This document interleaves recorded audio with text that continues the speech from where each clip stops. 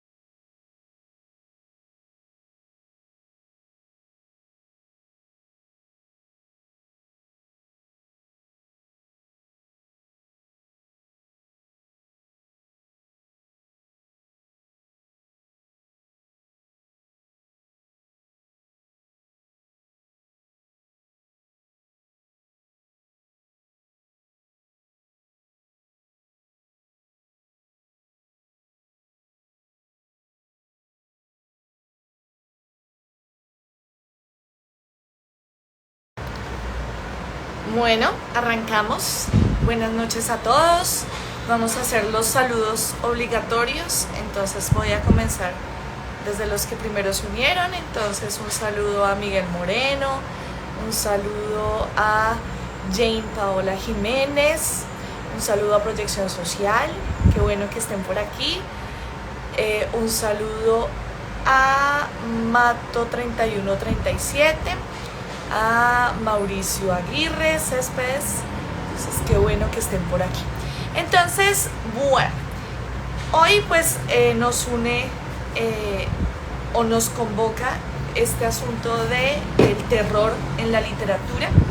Ayer hablábamos de ese terror sobrenatural, ese terror metafísico, bueno, no tan sobrenatural, llamémoslo metafísico.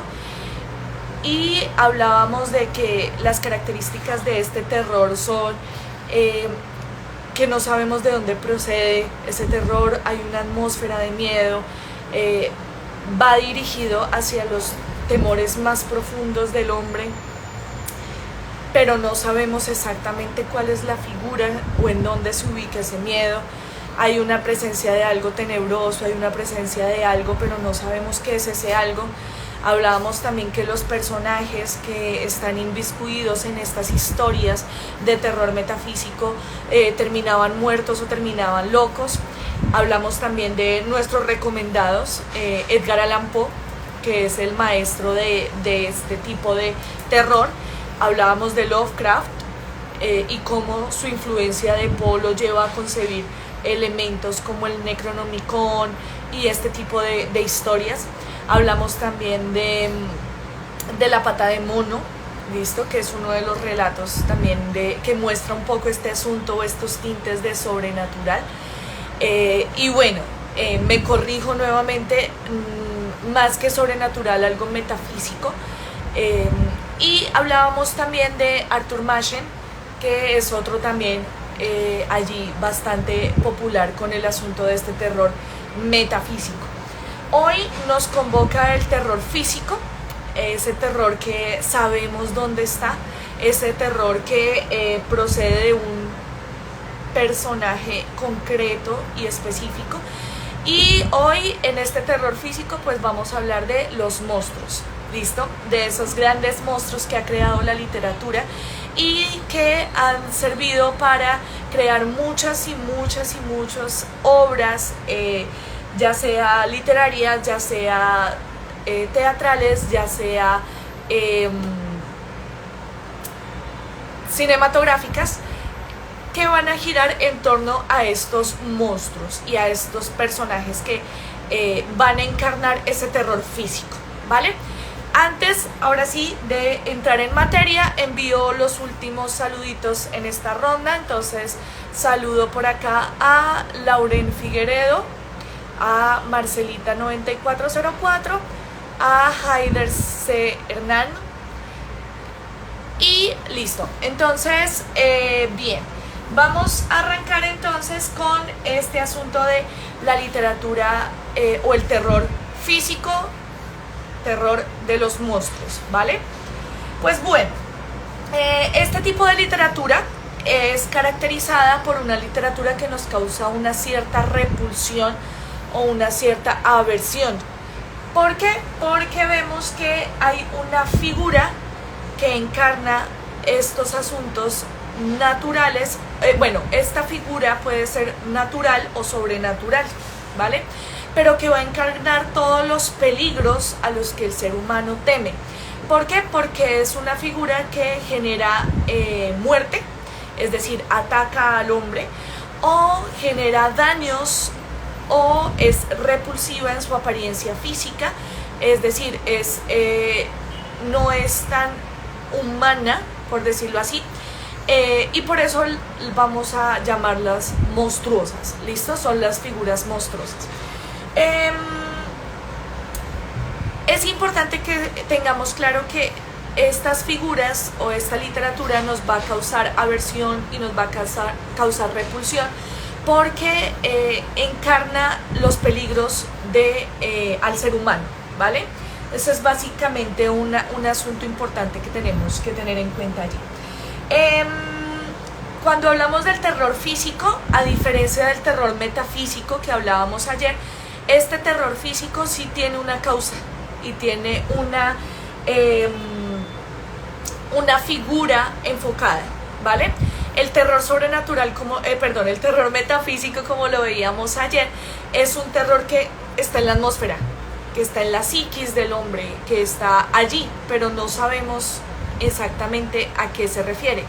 Cuando hablamos de este terror físico, que es el que vamos a trabajar hoy, vamos a ver que sí tiene un origen y que sí tiene un enfoque muy claro y que sí va dirigido, o sea, tiene un centro y tiene una causa muy clara y muy probable, muy concreta. Bien, cuando averiguamos acerca de esta literatura del terror, vamos a encontrar a una persona que habla o tiene un libro que habla sobre la filosofía del horror. Esta persona nos dice que esta literatura, esta persona se llama Noel Carroll, y esta persona nos dice que esta literatura del terror físico es muy cercana al horror, ¿listo? Ayer hablábamos de una diferencia un poco entre el terror y el horror, en donde en términos generales el terror nos remite a los miedos profundos del ser humano, ¿vale? En cambio el horror es la sensación, ¿listo? Es el sentimiento de asustarnos como tal. Entonces este tipo de literatura va a estar muy cercana a ese horror, ¿listo? Es decir, a ese sentimiento de asustarnos, ¿sí? De que se nos pone la piel de gallina, que nos ponemos alerta, y pues ya veíamos que tiene una raíz muy clara, ¿vale? Y habla también que este asunto de el terror sobrenatural va a expresar también en mucha medida esos miedos profundos del ser humano, ¿vale? En donde en donde vamos a ver cómo estas figuras van a transgredir esos órdenes sociales estipulados, ¿vale? Entonces en estos monstruos vamos a ver esos elementos que socialmente están vetados, están catalogados como malos, y por eso se convierten también en monstruos. No solamente su apariencia física, sino que estamos hablando de un asunto de transgresión a las leyes o normas morales que existen en las sociedades. Bien, el origen de esta literatura es ancestral, a pesar de que vamos a hablar de 3 monstruos específicos que se ubican en una determinada época de la historia humana. Al hacer el rastreo de la literatura que habla sobre ese terror físico, nos vamos a dar cuenta que existen desde que el hombre es hombre, porque desde que el hombre es hombre ha creado historias o han rondado historias acerca de estos seres sobrenaturales que generan daño en el hombre. Entonces hagamos cuentas, por ejemplo, de las brujas, por ejemplo, de los seres que nunca mueren, hagamos cuentas de los duendes, hagamos cuentas de esos seres que generan algún tipo de travesura y algún tipo de perjuicio en el ser humano, ¿listo? Que lo perjudican. Y pues vamos a encontrar estos monstruos, ¿no? Entonces esos seres malignos, esos seres endemoniados, esos seres que tienen alguna presencia maligna, ¿vale? Entonces nos vamos a remitir a estas figuras. Por esa razón, esta literatura va a dar cuenta desde los mismos orígenes del ser humano. Bien, nuestros recomendados, o sea, ya teniendo este marco a grandes rasgos de lo que consiste esta literatura del terror físico, vamos a empezar a hablar de nuestros recomendados. Entonces, a este terror físico vamos a llamar a 3 grandes de la literatura, a 3 monstruos de la literatura, que la misma literatura los ha creado y los ha desarrollado y los ha potenciado, y que gracias a la literatura existen, y son los siguientes. Drácula. Entonces vamos a hablar de Drácula, de toda su monstruosidad. Vamos a hablar de Frankenstein, que también es otro de los grandes monstruos de la literatura. Y vamos a hablar de la figura del Dr. Jekyll y Mr. Hyde. Entonces vamos a arrancar con Drácula. Y al hablar de Drácula, vamos a hablar de una figura histórica que es Vlad Tepes, el empalador. Entonces vamos a ver cómo Bram Stoker, entonces vamos a ir como por partes. Entonces Bram Stoker va a ser el autor de Drácula, ¿vale? De la novela de Drácula. Y aquí pues les traigo a este librito, que como lo ven es muy viejito, pero lo quiero mucho porque este libro pues es herencia. Estos 2 libros, tanto Drácula como Frankenstein, son herencia de mi mamá, entonces los quiero muchísimo. Y Drácula, el autor va a ser Bram Stoker, o sea, la figura original de Drácula, es decir, el conde Drácula, el vampiro Drácula, va a surgir de la imaginación de Bram Stoker, aunque históricamente se ha visto que en el folclore popular de muchos pueblos europeos, y también de incluso haciendo un rastreo un poco más profundo, vamos a ver figuras, por ejemplo, que tienen una similitud con Drácula en culturas precolombinas o en culturas prehispánicas, ¿vale? Pero pues este momento no va a ser exactamente de eso. Vamos a hablar solamente como términos muy generales acerca de estos 3 monstruos y cómo estos 3 monstruos van a pertenecer a este terror físico. Entonces vamos a hablar muy brevemente sobre Drácula. Entonces vamos a arrancar con Bram Stoker. Entonces Bram Stoker van a ser en Londres, van a ser hacia 1847. Y bueno, Recuerden que aquí tenemos un asunto, algunos dicen que es irlandés, otros dicen pues Londres como tal, pero pues recordemos que históricamente en el periodo del que estamos hablando, finales del siglo XIX y comienzos del XX, Irlanda va a pertenecer a Inglaterra, ¿listo? Y va a ser como parte de un solo reino, que es el Reino Unido, ¿vale? Entonces, bien, vamos ahí como por partecitas. Entonces, Bram Stoker va a crear la figura de Drácula, ¿listo? A partir de la figura de un personaje histórico y real que, como todos sabemos, es Vlad Tepes, ¿vale? Vlad Tepes va a ser rumano, ¿listo? Va a estar allí en esta parte de Rumanía y pues tiene unos elementos históricos que tienen que ver con su adición o con añadirse al cristianismo y como su figura de vengar, él está participando en una guerra y vemos como la figura de vengar en esa guerra pues era empalar a sus enemigos y pues por eso se ganó la figura de ser el empalador, ¿listo? Vlad Tepes el empalador. Como les decía, estos son solo brochazos porque lo que quiero enfocarme un poco más es en este asunto de la obra como tal. Entonces, Drácula, ¿vale? Va a ser un ser despiadado, un ser macabro, un ser absolutamente miedoso. Entonces, aquí vamos a ver en Drácula como una especie de sadismo, ¿sí? Y aquí me gusta leer un poco esta reseña que tiene este libro y habla sobre el sadismo y el terror más espeluznantes. Un ser repugnante cuyo objetivo es la sangre humana, ¿vale? Este asunto de la sangre es bastante importante, ya lo vamos a mencionar muy brevemente. Y aquí dice... La historia del conde Drácula transcurre envuelta de presagios siniestros, macabros, espeluznantes. Toda su figura revela un morboso sadismo llevado en ciertos momentos al paroxismo. El lector vive la narración como si fuera un personaje más de los que desfilan por el camino brumoso y saturado de sombras siniestras de esta absorbente obra. La existencia del conde Drácula se ha pretendido presentarla entre la línea que divide la leyenda o la realidad. Sobre este punto ha habido siempre diversidad de opiniones y cada uno de los lectores puede formarse, como es lógico, su personal criterio.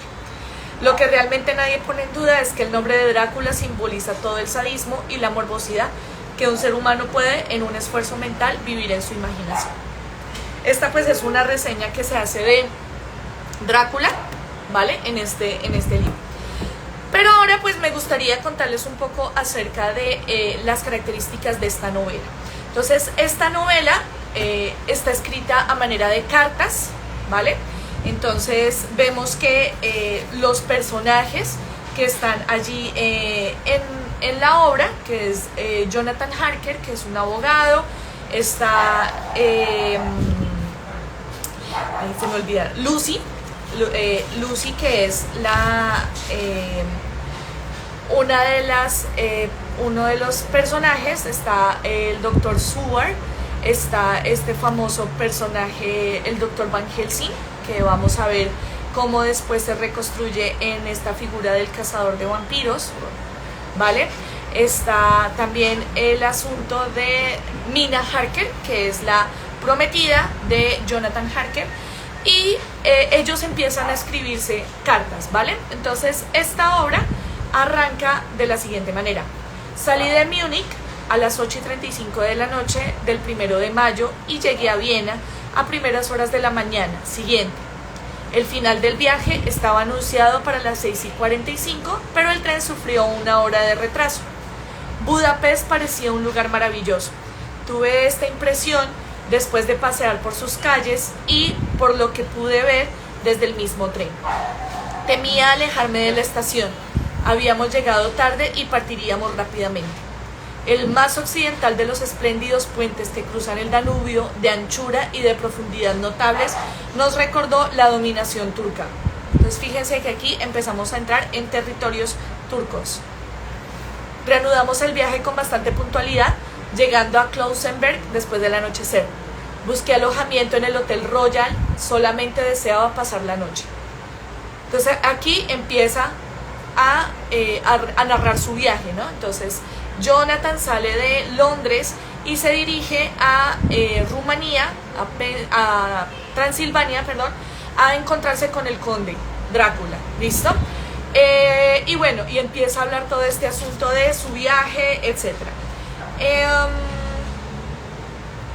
Aquí hay algo importante y dice, localicé el distrito que él me había nombrado, es decir, voy a leerles acá un poquito antes, que decía: aprovechando cierta libertad de tiempo en una de mis visitas a Londres, entré en la biblioteca del Museo Británico con el propósito de consultar algunos libros y mapas referentes a Transilvania.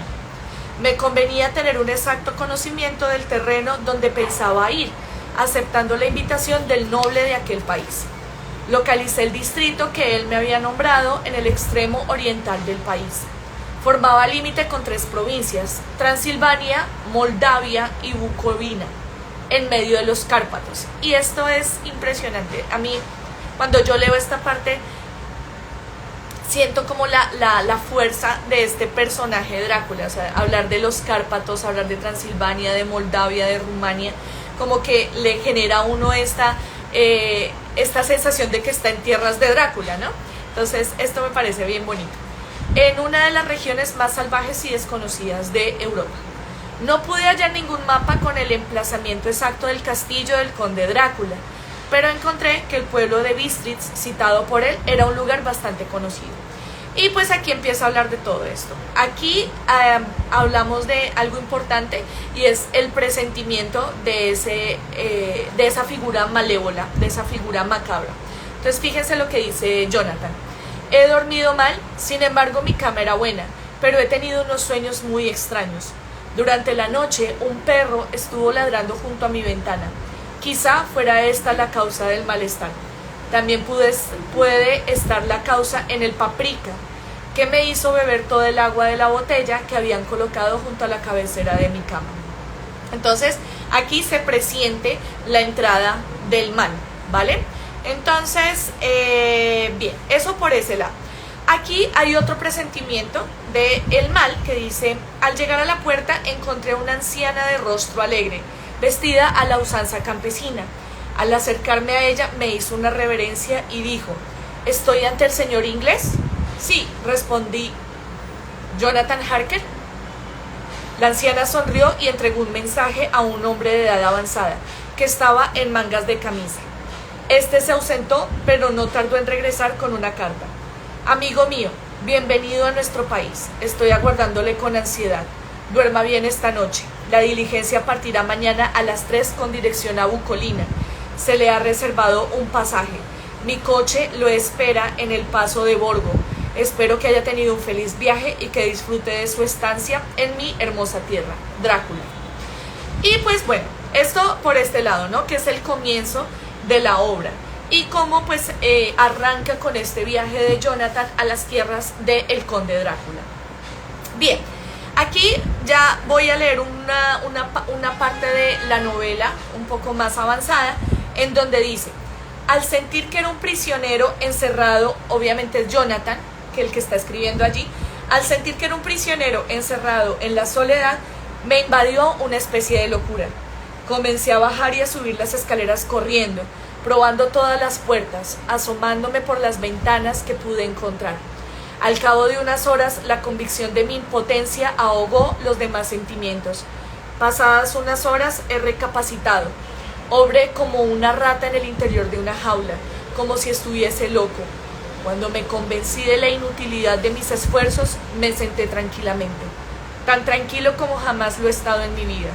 Comencé a reflexionar acerca de mi propia situación. Continué pensando y todavía no he llegado a ninguna conclusión definitiva.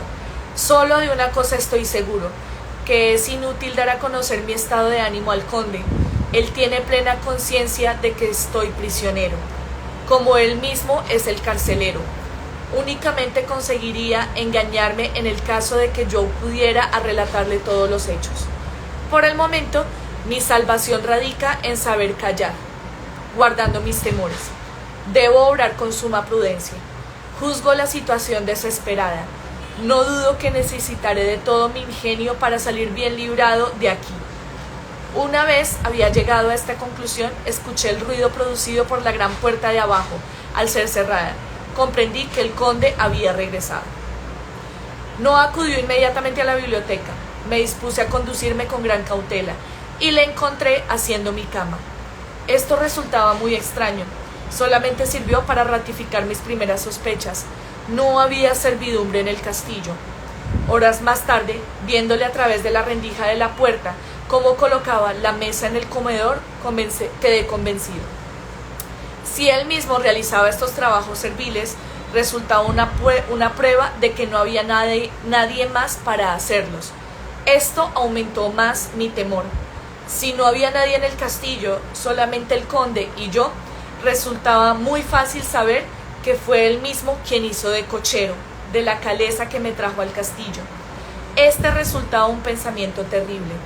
Si es así, ¿qué significado podía tener el hecho de que dominara a los lobos con un simple movimiento de la mano? ¿Cómo era posible que la gente de Bistritz y la de la diligencia se sintiera tan horriblemente temerosa por mi suerte?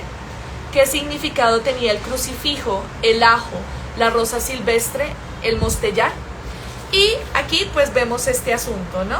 De este miedo que empieza a generarse en Jonathan, ¿vale? Con la figura del conde Drácula, ¿vale? Y un último aparte y ya entramos en materia con este hombre. Aquí hablamos de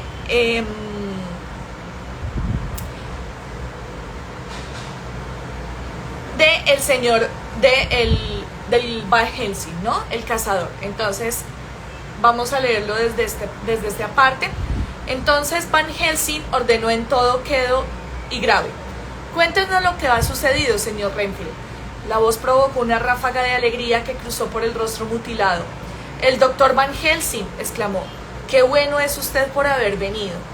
Deme un poco de agua, tengo los labios secos. Procuraré decírselo todo. Hablé en voz baja con Quincy. El brandy está en mi estudio, pronto. El americano corrió para volver al instante con un vaso, una botella de licor y un jarro de agua. Humedecimos los labios resecos y el paciente pareció revivir.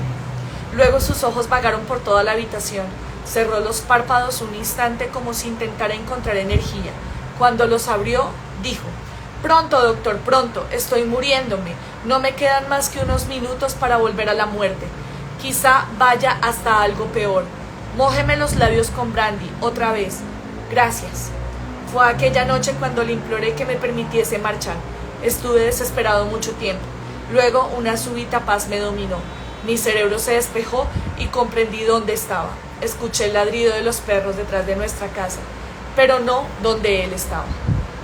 Entonces, aquí vamos a pasar un poco hacia este análisis pues de Drácula, ¿no? Entonces, fíjense, aquí hay algo importante que hablar de Drácula. ¿Por qué Drácula se nos convierte en un monstruo? Porque es un ser que tiene ansiedad de sangre humana. Y aquí hablamos del asunto de la eterna juventud o de la inmortalidad. Entonces, Drácula es un monstruo porque va más allá de las leyes, lo que decíamos al comienzo de las características de este terror físico. Son seres que van más allá de las convenciones sociales. Entonces, una convención social como es la muerte, Drácula la transgrede. ¿Y cómo la transgrede? Haciéndole daño a los mismos seres humanos de donde proviene. ¿Y cómo les hace daño? Pues quitándoles toda su sangre. Y aquí hay algo importante y es la figura de la sangre como la dadora de la vida, ¿no? Entonces, por esta razón, hace unos minutos hablábamos de cómo la figura de Drácula o de este personaje del vampiro se repite en diversas culturas, no solamente en esta cultura de Rumania, donde están registros de mitos y de leyendas que hablan sobre estos seres que le quitan la sangre a las personas, sino que también vemos una recurrente en muchas culturas, en donde existen unos seres que vienen de la noche y que estos seres le hacen daño a las personas quitándoles la sangre, que es la fuerza vital. Y también aquí vemos la relación un poco sagrada con el asunto de la sangre y todo este asunto ceremonial y ritual que tiene que ver con los sacrificios que se hacían para obtener la sangre y darle la sangre a los dioses, ¿no? Entonces aquí hay una figura bastante como importante y bastante curiosa que vamos a tener en Drácula, porque Drácula no roba el alma, Drácula no roba el cabello, Drácula no roba las uñas, los dientes, etc., sino que roba es la sangre, que es concebida como la fuerza vital. Entonces aquí voy a hacer un pare mientras saludo a los que se acabaron de unir. Entonces saludos a Leoce Torres, a Aura Espíritu, a Darcy Cortés, a Oliva Cuadrado, a Eslosaurus 4, a Silva J12, a Jacqueline Camacho, a Joana 23, a Manuel PL, a Luis Huiga, que siempre está por acá, a G Valente, a Oscar Rodríguez, a Brian Vázquez, y creo que hasta ahí vamos. Vale, porque después me hacen protesta de que no lo saludé.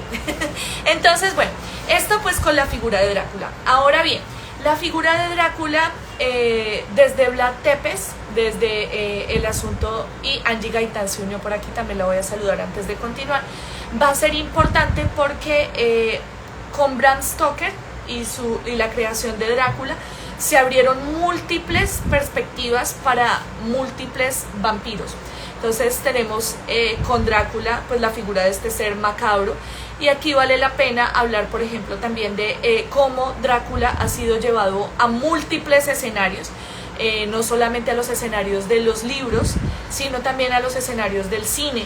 Y vamos a hablar también de con Drácula de esta figura de Nosferatu, que fue una de las primeras representaciones cinematográficas que se hace de Drácula, en donde está el ser malévolo, horrible. Si ustedes miran ahí por Google rápidamente, googleen Nosferatu, van a darse cuenta que es una figura suprema, es un hombre supremamente blanco, calvo, feo, enjuto, o sea, es una figura bastante macabra, que se personifica pues allí con Nosferatu, ¿no? Y Nosferatu pues va a tener toda esta relación con Drácula. Y vamos a pasar de esta figura macabra, de esta figura fea, horrorosa, a figuras un poco más elaboradas, en donde ya Drácula o donde ya los vampiros no tienen esa connotación de seres malévolos, ni de seres perversos ni horrorosos, sino que van a tener todo un perfeccionamiento. Entonces ya los vampiros van a ser una clase superior, una clase adinerada, que va a ser una, digámoslo así, una evolución del ser humano, porque son casi que perfectos, porque tienen ya superpoderes, etcétera.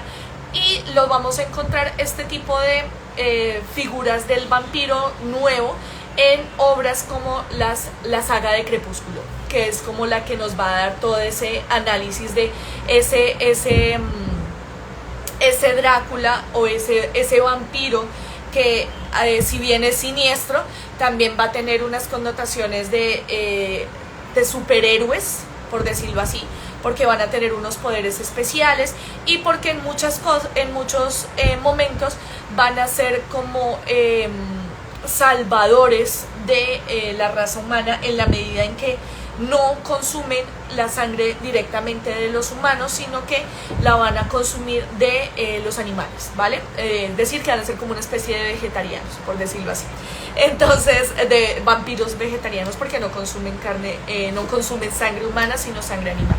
Entonces, esto con relación a Drácula, que se convierte en uno de nuestros grandes monstruos, que personifica este terror físico en la literatura, y que también se convierte pues en figura muy recurrente en estas épocas de Halloween, en estas épocas de miedo de este tipo, ¿vale?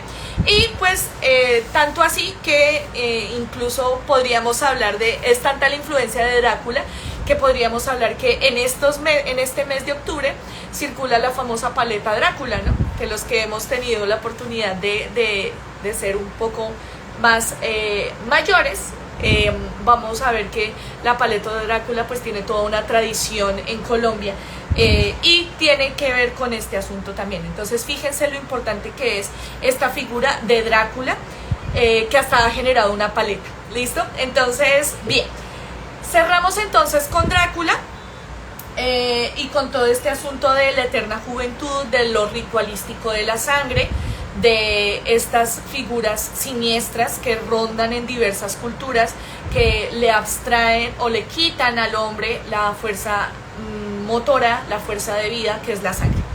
Y continuamos con otro de los grandes monstruos, que es Frankenstein.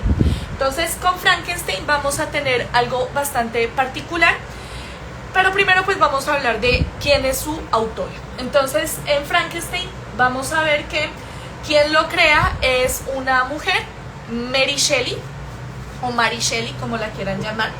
Ella va también a nacer en Londres, ¿listo? Entonces aquí vamos a mirar, vamos a empezar a tener allí en el tintero unas coincidencias entre estos tres monstruos. Entonces, Bram Stoker, o sea, Drácula y Frankenstein fueron creados por personajes ingleses o personajes literatos de Gran Bretaña o del Reino Unido, y van a ser creados más o menos en una época medianamente coincidente, ¿listo? Es decir, estos dos por ahora, pero ya vamos a ver el tercero.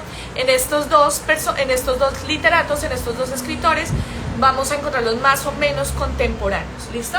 Entonces, Mary Shelley pues es un poco más atrás que Drácula, que Bram Stoker, pero sí se encuentran en determinado momento, ¿listo? Entonces, vamos a tener este asunto allí de concurrencia con Bram Stoker y Drácula. Entonces tenemos aquí a nuestro señor Frankenstein. Frankenstein es el nombre, bueno, es una historia de un científico que quiere crear vida, es decir, quiere ser Dios. Entonces aquí vamos a encontrar en Frankenstein cuál es el asunto, cuál es la pregunta de Frankenstein. ¿Quién es mi Dios? ¿Quién me creó? ¿Vale? Entonces es allí el asunto empezamos a mirar el asunto de la ciencia, aquí con Frankenstein, y el asunto de las creaciones humanas, y cómo el miedo o el horror o la figura macabra se da por la creación humana.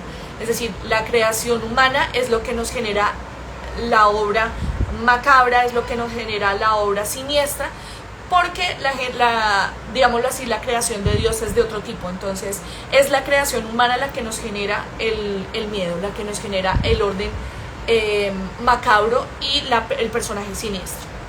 Entonces Víctor Frankenstein es un científico que busca crear vida, ¿vale? Entonces él empieza a experimentar. Entonces se va a los cementerios y empieza a agarrar partes de muertos. Entonces acá es un asunto bastante importante, porque aquí estamos jugando con el asunto de lo médico, de la medicina, de lo biológico, de la anatomía humana, mezclada en términos científicos. Entonces lo que hace él es agarrar partes de los cuerpos de los muertos, los une, y a partir de impulsos eléctricos empieza a crear la vida, ¿vale? Quiero leerles el prefacio que le hace Mary Shelley a esta obra, que me parece espectacular y nos va a dar toda la línea de lo que es Frankenstein, perdón. Entonces, el prefacio dice: un doctor inglés y algunos fisiólogos alemanes no juzgan imposible el hecho en que se basa la presente narración. Si bien no debe suponerse que yo conceda la menor fe a tal hecho, al adoptarlo como base de una obra fantástica, no he pensado limitarme a entretejer una serie de terrores sobrenaturales. El acontecimiento del cual depende el relato está exento de las desventajas de una simple historia de espectros. Me atrajo por la novedad de las situaciones que desarrolla, y aunque como hecho físico resulta virtualmente imposible en esa época, Ya después vamos a ver cómo podría suceder ya con estos avances científicos. Entonces Mary Shelley se adelantó casi un siglo a este asunto de la clonación del genoma humano. Podríamos hablar un poco de esto con esta obra de Frankenstein. Aporta un punto de vista nuevo a la imaginación para describir pasiones humanas más complicadas e impotentes que las que nos puede ofrecer las relaciones ordinarias de los acontecimientos reales. He tratado de preservar la verdad de los principios elementales de la naturaleza humana, aun cuando no he tenido escrúpulos en renovar sus combinaciones. Una conversación casual dio origen a mi novela. Dicen, una vez yo escuchaba que cuando Mary Shelley crea la obra, están reunidos su grupo de amigos que van a ser los influencers de la época. Entonces vamos a encontrar que dentro de los amigos de Mary Shelley estaba Percy Shelley, que era su esposo. Va a estar también Lord Byron, ¿vale? Que es uno de los grandes de del romanticismo en Inglaterra. Entonces tenía todo un círculo de amigos literatos, y que en la noche que empezaron a crear a Frankenstein, o bueno, Frankenstein surge de una noche de amigos, de una reunión de amigos, en donde empezaron a decir, bueno, pues hagamos una cosa, empecemos a mirar qué ideas pueden generarse para crear una muy buena obra literaria, una muy buena novela. Y empezaron a hacer algo que se conoce en técnicas de escritura como un cadáver exquisito. El cadáver exquisito consiste en generar ideas sobre algún tema en específico y continuar una historia. Y a partir de eso fue que se creó Frankenstein, ¿listo?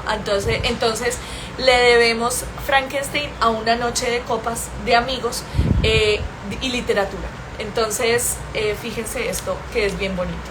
Ahora dice, una conversación casual dio origen a mi novela y otros motivos intervinieron a medida que avanzaba la obra.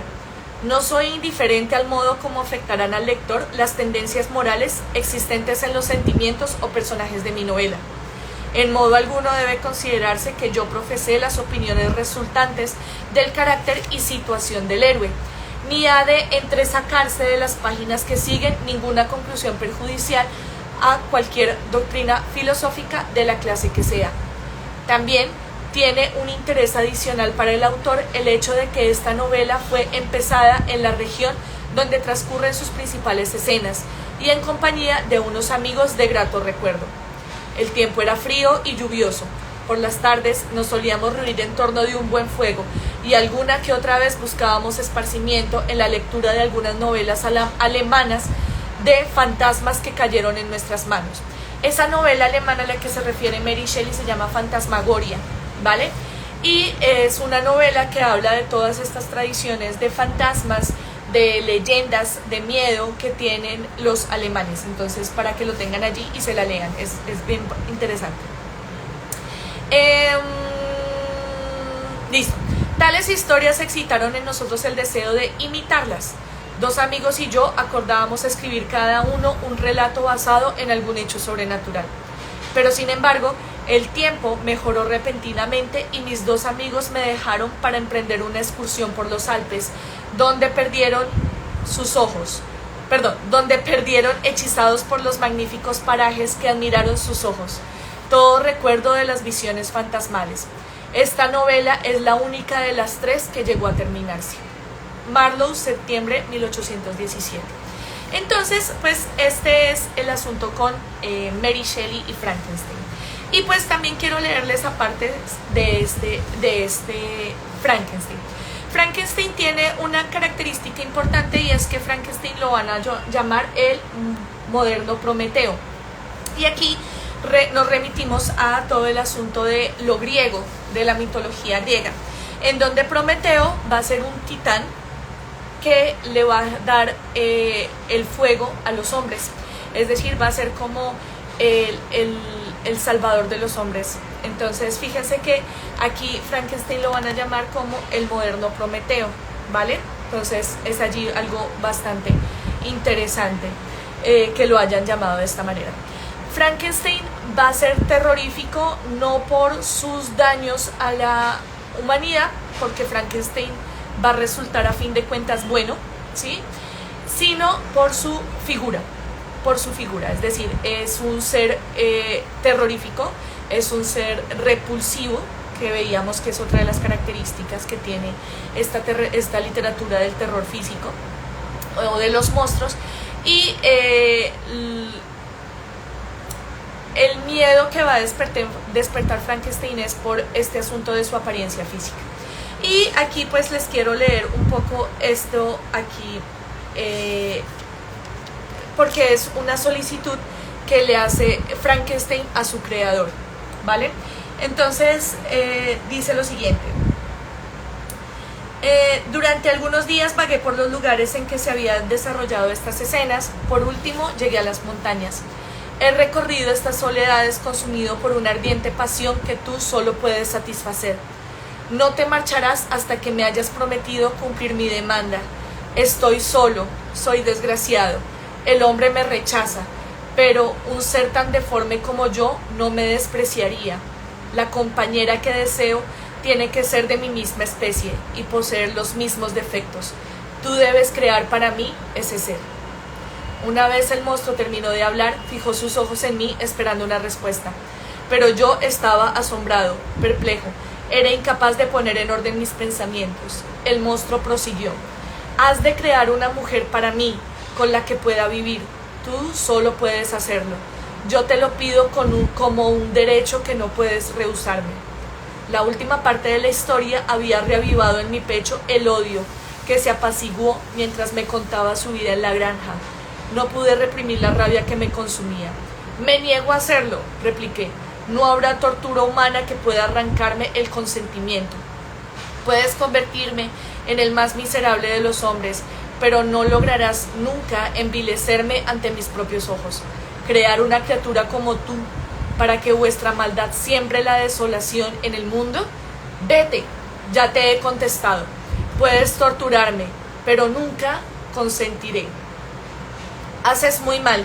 En lugar de amenazarte, me contentaré con razonar contigo. Soy malvado por la desgracia de mi forma. ¿No me desprecia toda la humanidad?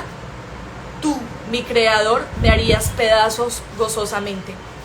No te extrañe que yo compadezca al hombre más de lo que él me compadece a mí. Y allí fíjense lo que está, cómo hace alusión a Prometeo, ¿no? Si me arrojaras por uno de estos abismos y destruyeses mi cuerpo, ¿no llamarías a tu acción asesinato? ¿He de respetar al hombre que así me desprecia? Si alguien se muestra bondadoso conmigo, en lugar de dañarle, le serviré con suma gratitud. Pero esto no es posible. Los sentidos humanos son una barrera infranqueable para nuestra unión. Pero mi sumisión no será la de un abyecto esclavo. Pero quiero vengarme. Si no puedo inspirar amor, causaré miedo. Juro alimentar un odio inextinguible contra mi principal enemigo, contra ti, porque eras mi creador. No descansaré hasta que llegues a maldecir la hora en que naciste. Pronunció estas palabras animado por una fuerza diabólica. Su rostro se arrugaba en contorsiones horribles, pero consiguió calmarse y me dijo: quería hablar razonablemente. Esta pasión me desacredita. ¿Por qué no te das cuenta de que eres tú quien la motiva? Si un ser se mostrara bondadoso conmigo, yo devolvería sus bondades centuplicadas. Por amor a ese ser dejaría en paz a toda la humanidad. Lo que te pido es razonable. Exijo una criatura del otro sexo, pero tan horrible como yo. La recompensa es mezquina, pero me contentaré con ella. Cierto es que seremos monstruos, aislados de todo el mundo, mas precisamente por eso nos amaremos más el uno al otro. Nuestras vidas no serán felices, pero serán inofensivas, y yo me veré libre de mis desdichas. Hazme feliz, deja que sienta gratitud hacia ti por un único beneficio. Permíteme despertar el afecto de algún ser viviente. No te niegues a mi súplica. Y aquí fíjense lo que les decía, ¿no? Frankenstein en sí no es malo, solo quería amor, alguien que lo amara, porque su creador no lo amaba. Entonces, la figura de hasta qué términos la ciencia, o hasta qué términos el creador ama a su creación. Y voy a leer otro pedacito que tiene que ver con... bueno, entonces, pues finalmente Víctor Frankenstein concede crear esta criatura que va a acompañar a Frankenstein y dice lo siguiente: mientras yo le miraba su rostro, expresaba la maldad y la traición. Pensé enloquecido en mi promesa de crear otro ser igual a él. Temblando de ira, destrocé la obra que estaba formando. El monstruo, al verme destruir la criatura de cuya existencia dependía su felicidad, desapareció con un aullido de furia. Salí de la estancia y, cerrando la puerta, hice el solemne juramento de no reanudar jamás mi tarea. Luego, con vacilantes pasos, me dirigí hacia la habitación. Estaba solo. No había nadie a mi lado, para aliviar la terrible opresión de mis alocados pensamientos. Pasaron varias horas. Permanecí junto a la ventana contemplando el mar que apenas se movía, pues el viento había amainado. Solo unas cuantas barcas de pesca estaban esparcidas sobre el agua, y de vez en cuando llegaba hasta mí el sonido de las voces de los pescadores que se llamaban unos a otros. Yo notaba el silencio, si bien apenas tenía conciencia de su extrema profundidad. De pronto, mis oídos percibieron claramente el rumor de unos remos chapoteando en el agua. Poco después, alguien desembarcó junto a mi casa. Oí cómo crujía la puerta. Estaban intentando abrirla. Me estremecí de pies a cabeza. Presentí quién era y deseaba despertar a uno de los campesinos que vivía en la casa vecina, pero sentía la impotencia de las pesadillas en que se trata en vano de huir de un peligro, ya que nuestros pies no pueden moverse. Escuché el sonido de unos pasos por el corredor. Se abrió la puerta y apareció el monstruo, que acercándose me dijo con apagada voz: ¿qué pretendes al destruir la obra que empezaste? ¿No cumplir tu promesa? He soportado grandes penalidades. Salí de Suiza cuando tú te fuiste. Anduve por las márgenes del Rin, ocultándome en las islas y en las colinas. He vivido muchos meses en los páramos de Inglaterra y de Escocia. He soportado fatigas, hambre y frío. ¿Vas a atreverte a destruir mis esperanzas? Vete, no cumpliré mi promesa. Jamás crearé otro ser tan perverso como tú. Te hablé razonablemente, pero tú has demostrado ser un hombre indigno. Recuerda mi poder. Te crees desdichado, pero yo puedo hacer que lo seas hasta el extremo que la luz del día te resulte odiosa. Tú eres mi creador, pero yo soy tu dueño. Obedéceme. Entonces, aquí les dejo. No les voy a contar cómo termina Frankenstein para que se lo lean. Es una obra buenísima. Y aquí pues veíamos todo este asunto de la naturaleza bondadosa que tenía Frankenstein. Frankenstein lo único que quería era afecto, alguien que lo quisiera, porque su creador no lo quería, porque su creador lo rechazó desde el mismo momento en que lo vio con vida. Entonces, este es el dilema que se teje en Frankenstein. El dilema en Drácula, recapitulemos un poco, es el dilema de la inmortalidad, de la eterna juventud, ¿sí? A través de la sangre, de sacar del ser humano esta fuerza de vida. El dilema en Frankenstein es el dilema con el creador, ¿listo? De el amor con el creador, el rechazo que siente de su propio creador. Y vamos con nuestro... antes de continuar con nuestro último monstruo, Frankenstein tiene unos antecedentes en la cultura judía, si no estoy mal creo que es en la Cábala, que hablan de los golem. Los golem son una figura que es un recurso allí como mágico que está narrado allí, y es un asunto de creación humana, es decir, Frankenstein sería un golem para los judíos. Entonces investiguen todo este asunto de los golem, es una figura bastante allí particular y bastante interesante. Y antes de seguir con nuestro último monstruo de la noche, vamos con un saludo a CC Camila, con un saludo a Yureina, con un saludo a Diego Becerra, a MR Eduardo, a H Alfonso 24, a Santiago Echeverry por acá, a H Nicole, y muchas gracias por unirse en este en vivo. Y entonces cerramos esta noche de terror físico, de monstruos, con un grande también, que es el Dr. Jekyll y Mr. Hyde. En el Dr. Jekyll y Mr. Hyde, entonces vamos a ver toda la potencia de la ciencia y vamos a ver un asunto importante porque Robert Louis Stevenson aquí nos mandan un saludito, Matt63137 nos manda un saludito también para ti. Y este señor nace en Edimburgo, Escocia, entonces fíjense, Mary Shelley, londinense, Bram Stoker, irlandés, y Robert Louis Stevenson, escocés. Todos pertenecían al Imperio Británico. Nace en 1850 y muere en 1894, entonces más o menos paralelo a Bram Stoker y más joven que Mary Shelley, pero pues se coinciden en esta época, ¿listo? Es decir, hacia mediados del siglo XIX, ellos están ahí presentes, ¿listo?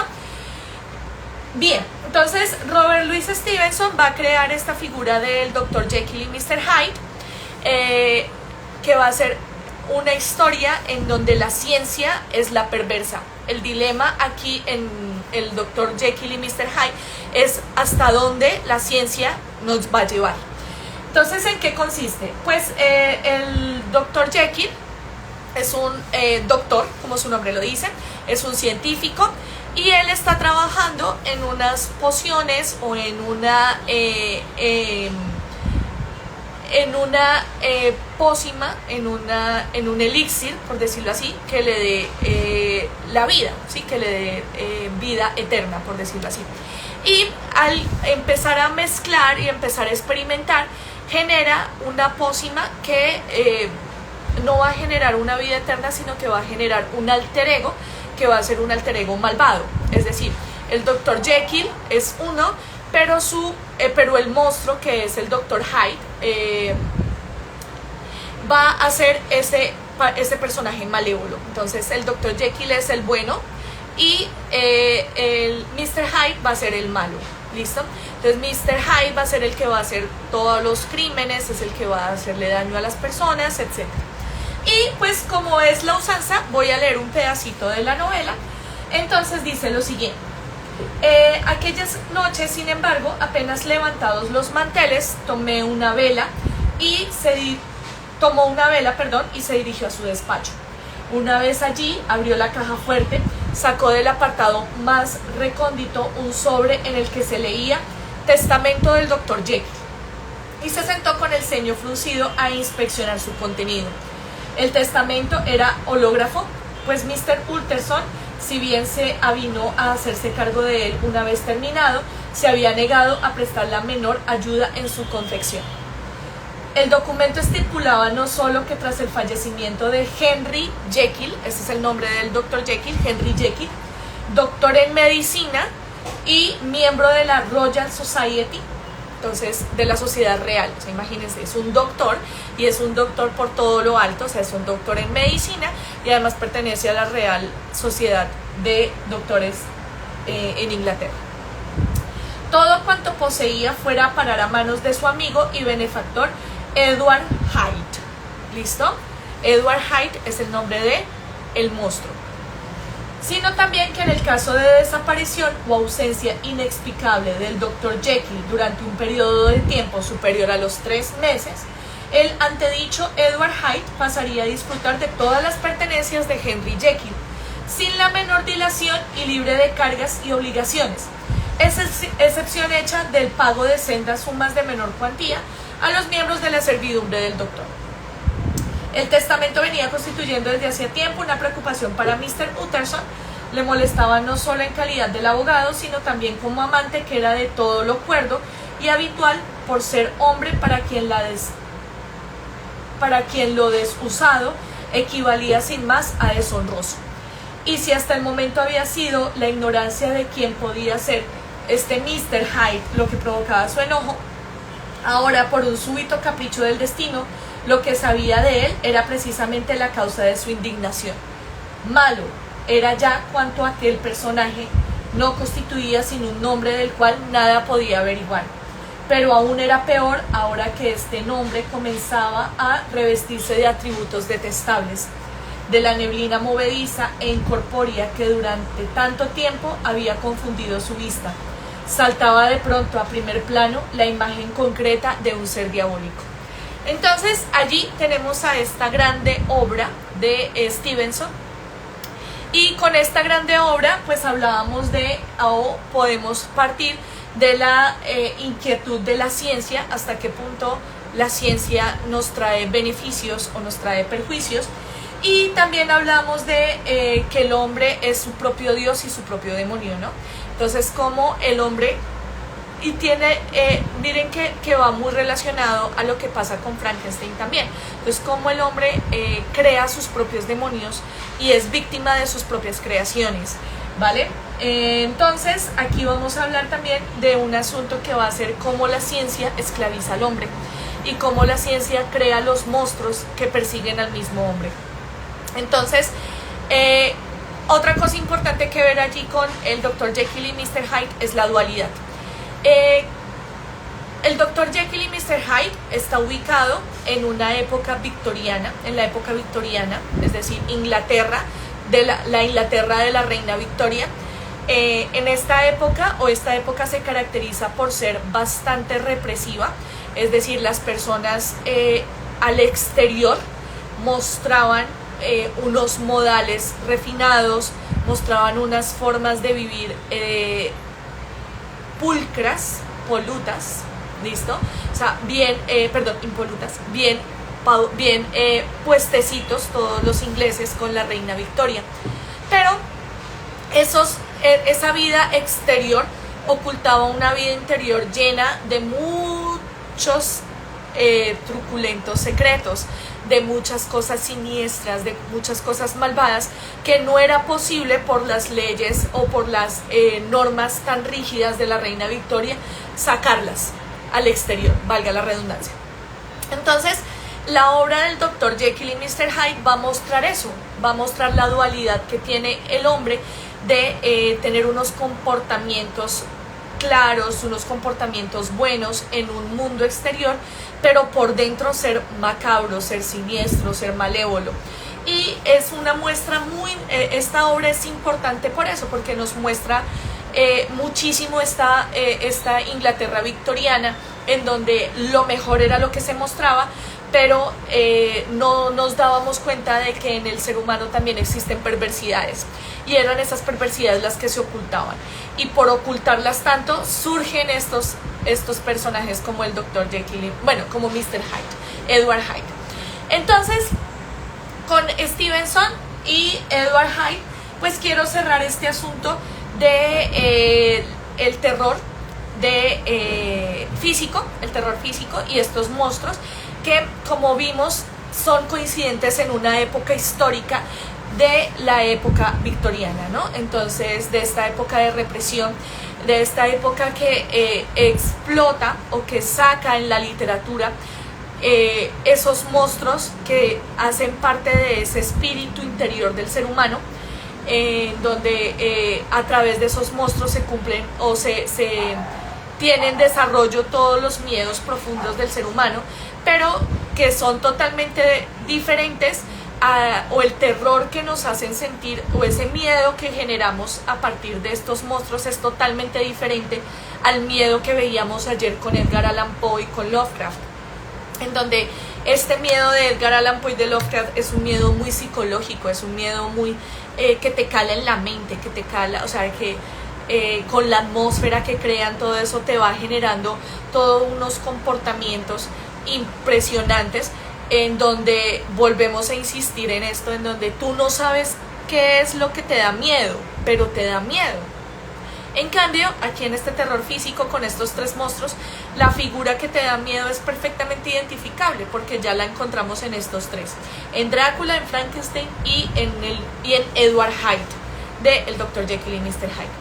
Y pues este asunto de la coincidencia que tienen en cuanto a que sus tres escritores van a ser contemporáneos, ¿sí? Van a nacer son medianamente contemporáneos, y que van a surgir en una época de absoluta represión. Entonces la literatura aquí sería una manera de desfogar esas pasiones, esos terrenos que el hombre no podía desfogar en la sociedad y que por eso se convierten en ese choque, en esa se me fue la palabra, como en esa irrupción, como en ese ultraje, no recuerdo exactamente la palabra, pero que se le da a la sociedad. ¿Listo? Entonces voy a saludar aquí a J-san, perdón, y vamos cerrando este episodio de terror físico. Entonces no sé si alguien tiene alguna pregunta, algún recomendado. Obviamente pues el terror físico tiene muchísimos monstruos. Aquí yo pues traje a los 3 más recurrentes, o a los 3 grandes monstruos para mi concepto de la literatura, pero pues vamos a encontrar muchísimos más, y no solamente en este terror, en esta literatura, sino en muchos elementos que tienen que ver con el folclore popular, en donde vamos a ver, por ejemplo, al terror físico le corresponden, por ejemplo, el chupacabras, las brujas, nuestras leyendas, el demonio, la figura de los diablos aquí. Entonces, de los seres endemoniados, todo eso, ¿vale? Entonces, pues, me gustaría leerlos acerca de ustedes qué opinan de este tipo de literatura, de estas obras grandes, si las han leído, si no las han leído. Y pues si no las han leído, se las recomiendo muchísimo. Fíjense que no son muy amplias, además que se leen súper bien. Bueno, otra cosa importante que había olvidado decir, en ocasiones también Frankenstein va a recurrir a las cartas, ¿sí? Entonces es una forma de los escritores rastrear, o mejor, retratar su época, la comunicación que se hacían entre cartas. Entonces eso también me parece bastante bonito que tienen tanto Frankenstein como Drácula. Entonces pues los escucho y los leo. No sé quién quiera comentar algo acerca de estos monstruos, o de si tienen más monstruos también aquí que pertenezcan a la literatura super, que nos lo hagan saber. Recomendados para este terror físico.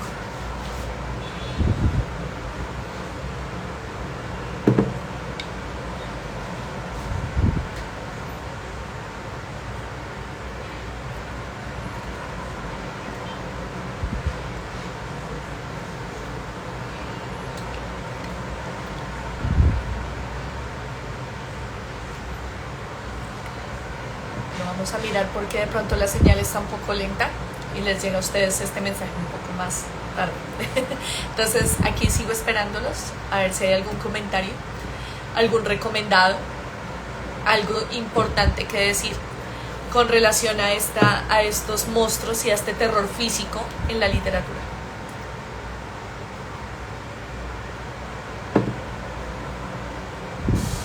Y también entra en esta categoría. Yo creería que sí. Lo que pasa es que a Stephen King lo vamos a relacionar mucho con el suspenso, ¿no? Pero yo creería que sí, que It entra como uno de los monstruos, y este monstruo es bastante contemporáneo a nosotros, ¿no? Entonces, y que va a desencadenar, o que va a personificar un poco este asunto de el miedo a los payasos, ¿no? Que algunas personas le tienen. Entonces, It vendría a ser también otro de los monstruos que va a estar aquí presente en este terror físico. Muy bien, gracias. Aquí saludo a Abdala Camilo. No sé quién más quiera allí participar.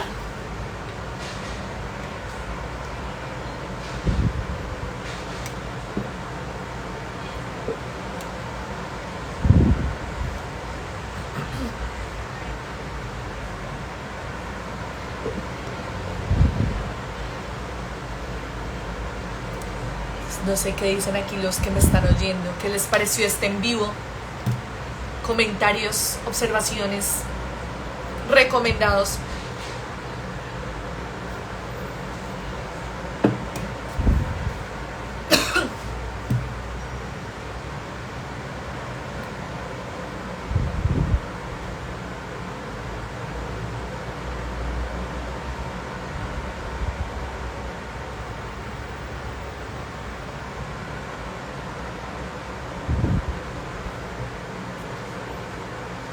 Bueno, parece que no hay más recomendados y no hay más comentarios. Entonces, recapitulemos nuestros recomendados. Vamos a comenzar de adelante hacia atrás. Frankenstein. Mary Shelley, aquí nos ven en un comentario, miren. En algún momento hablabas de los monstruos que se dan por intervención humana, contrario a la creación. Sin embargo, y aunque no es un monstruo, el jorobado de Notre Dame es otra visión ya de naturaleza. Muy bien.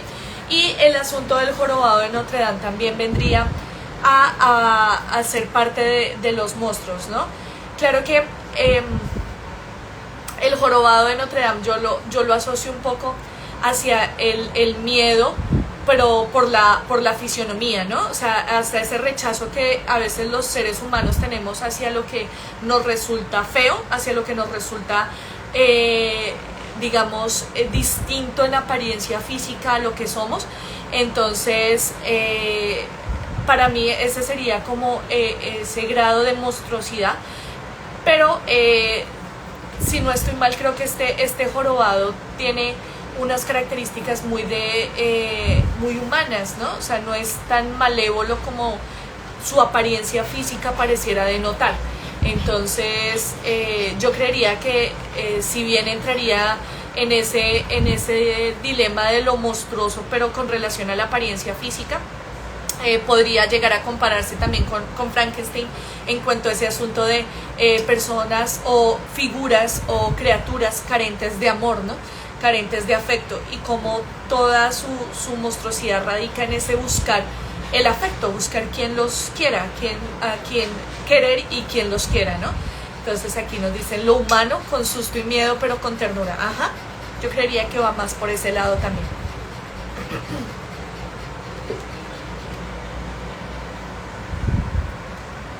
Entonces, gracias aquí a Matt63137 y a Miguel también, que preguntaba sobre It con estos monstruos. Entonces, bueno, ahora sí, recapitulando, entonces nuestros recomendados. Frankenstein de Mary Shelley para el terror físico, Drácula de Bram Stoker, Dr. Jekyll y Mr. Hyde de Stevenson para personificar aquí este asunto del terror físico. Y añadámosles los que nos dijeron ahorita, entonces It de Stephen King y El jorobado de Notre Dame con Víctor Hugo.